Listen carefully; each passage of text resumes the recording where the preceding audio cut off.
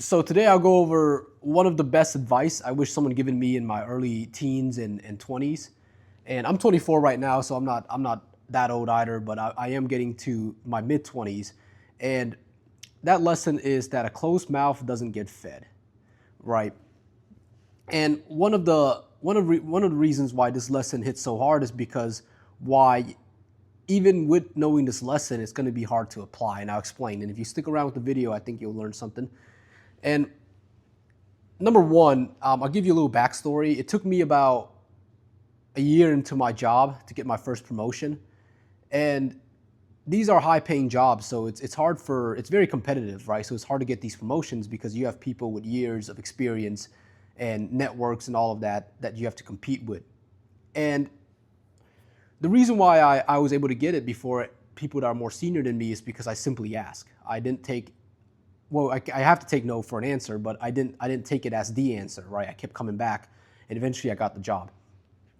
And the reason why a lot of people are scared to ask, because really the downside of asking is very minimal. People don't even remember that you ask. Like if you ask a girl out or you ask your boss to give you a promotion, he probably gets asked or she gets asked these questions all the time, right?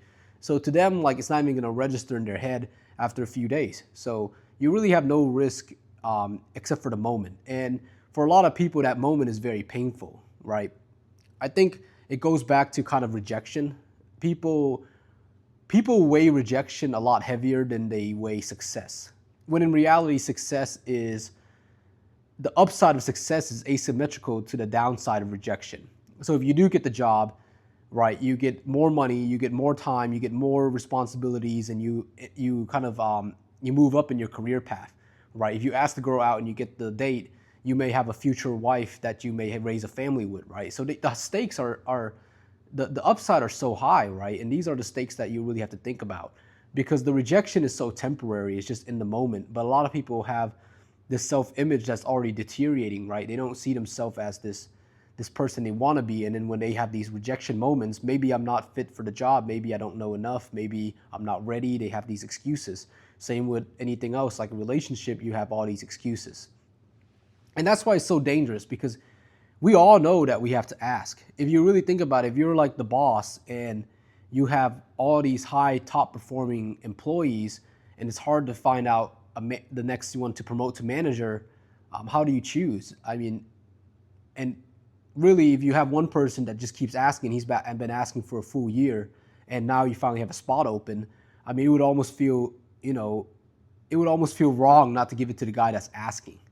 And I think that's kind of what life is. You have to really ask. But even knowing that, I do think, like I mentioned, it is very hard. I mean, even myself, I am scared of rejection all the time. I've been in sales, and the thing about sales is you get rejected often. People tell you no, and you have to overcome that rejection. You know, in relationships, it's a little bit different. You can't just start overcoming objections like a robot. Sales is a little bit different because everyone knows there's some sort of commerce in it. You have a mutual gain, but sometimes whatever you're selling is not valuable enough to the other person, right? And that's kind of where rejection hurts the most. It's where you see yourself as a lack of value. You see yourself less because of the rejection. And that's why it's so scary. But I think, and I really want to emphasize this, I really want everyone to overcome it.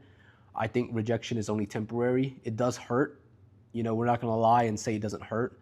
Every rejection up until this moment that I've ever felt or ever experienced hurts, right?